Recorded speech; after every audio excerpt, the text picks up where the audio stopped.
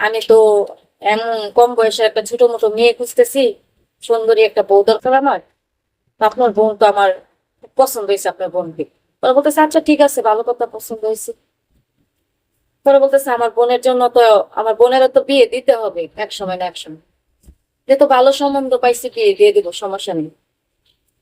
পরে আমার ভাই রাজি হয়ে গেছে। রাজি হওয়ার পরে পরের দিনেই সে যেদিন আসছে আমাকে দেখার জন্য, এই দিনেই টাকা পয়সা দিয়ে গেছে, 1 লাখ টাকা দিয়ে গেছে আমার ভাইয়ের কাছে যে আপনারা বিয়ের আয়োজন টায়োজন করবেন, আর গহনা টহনা সবকিছু আমি কালকে নিয়ে আসবো।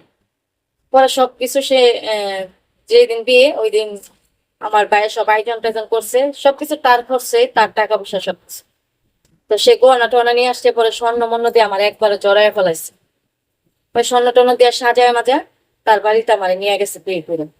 বিয়ে করে নিয়ে যাওয়ার পরে 1 মাস পরে সে আমাকে নিয়ে বিদেশ চলে গেছে। বিদেশ গিয়ে তার মতন সে চাকরি করতেছে, আর আমি বাসায় থাকতেছি, কাজকাম করতেছি।